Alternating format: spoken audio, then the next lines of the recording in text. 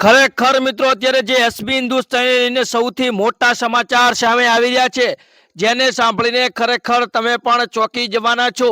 કારણ કે મિત્રો આ એસબી હિન્દુસ્તાની ટીમે ક્યારે પણ કોઈ પણ લોકોનો વિરોધ કર્યો નથી, ક્યારે પણ કોઈ પણ ચર્ચાની અંદર વિવાદની અંદર આવ્યા નથી, પરંતુ આજે અત્યારે સૌથી પહેલા મોટામાં મોટો ધડાકો કર્યો છે। એસબી હિન્દુસ્તાનીના સમગ્ર ટીમે સૌથી મોટો વિરોધ કર્યો છે, એ પણ રબારી સમાજના બે યુવાનો સામે।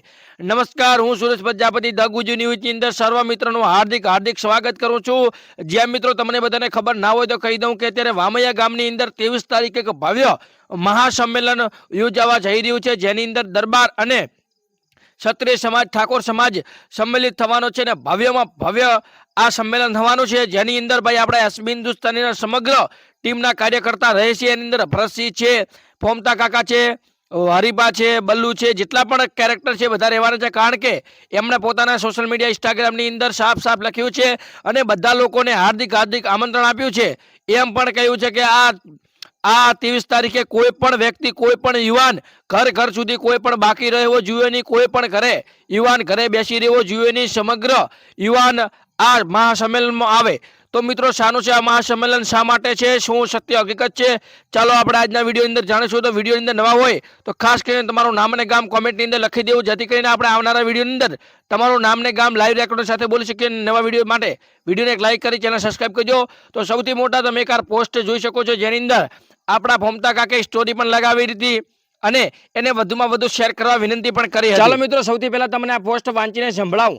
તારીખ 23/3/2026 રોજ વામૈયા ગામે જિલ્લાની મેટર બાબતે 12 ગામના અને 12થી ક્ષત્રિય સમાજ, ઠાકોર સમાજ, દરબાર સમાજ સમિતિના આગેવાન શ્રી મોટી સંખ્યામાં ઉપસ્થિત રહી ક્ષત્રિય સમાજના તમામ ભાઈઓને સરકારના પોલીસ તંત્ર દ્વારા સામાન્ય કેસમાં પોલીસ દ્વારા ઢોરમાર મારવામાં આવ્યો હતો અને ભાવેશ રબારી વોરંટેડ ગુનેગાર પર ગંભીર ગુનામાં સંડવાયેલો છે, તેમ છતાં પોલીસ અને બંદોબસ્ત આપી બચાવવાની પૂરેપૂરી મદદ કરી આપણા ક્ષત્રિય સમાજ સામે મોટો અન્યાય કર્યો છે।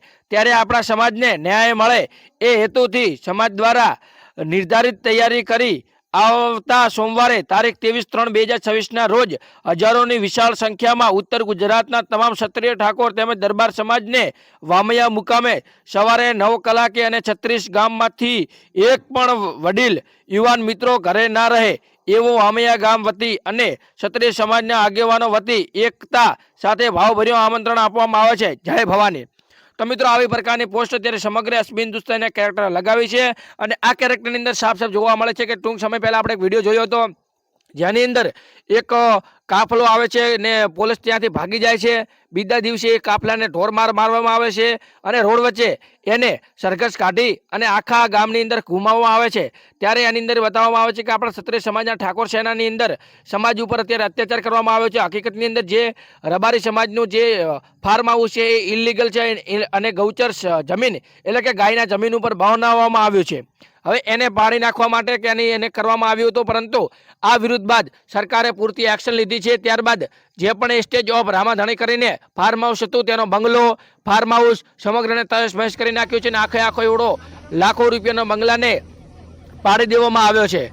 પોસ્ટના સૂત્રો અનુસાર એવું પણ જાણવા મળ્યું છે કે ક્ષત્રિય સેનાની જે પણ સભાઓ યોજવાની હતી એને સ્થગિત કરવામાં આવી છે। કારણ કે મિત્રો અત્યારે પોલીસ અને સરકાર એને જે પણ થતો છે તમામે તમામ સહયોગ કરવા ઈચ્છે છે અને જે પણ પોલીસ કર્મી હતો તમે વિડીયોની અંદર ફોટોની અંદર જોઈ શકો છો, એને તાત્કાલિક રૂપે સસ્પેન્ડ કરવામાં આવ્યો છે। મિત્રો આના વિશે તમારું શું કહેવું છે કોમેન્ટમાં તમારો પ્રતિભાવ આપજો। કોમેન્ટની અંદર તમારું નામ અને ગામ ખાસ કરીને લખજો, વિડીયોને એક લાઈક કરજો, ચેનલને સબસ્ક્રાઈબ કરજો। બાકી અત્યારે એસબી હિન્દુસ્તાની ટીમ અત્યારે સમગ્ર રીતે અત્યારે એમના વિરુદ્ધમાં ઉતરી ગઈ છે। આમ જવા જઈએ તો રબારી સમાજના બે યુવાનો વચ્ચે અત્યારે ઉતરી ગઈ છે। આના વિશે તમારું શું કહેવું છે કોમેન્ટમાં તમારો પ્રતિભાવ અવશ્ય આપજો।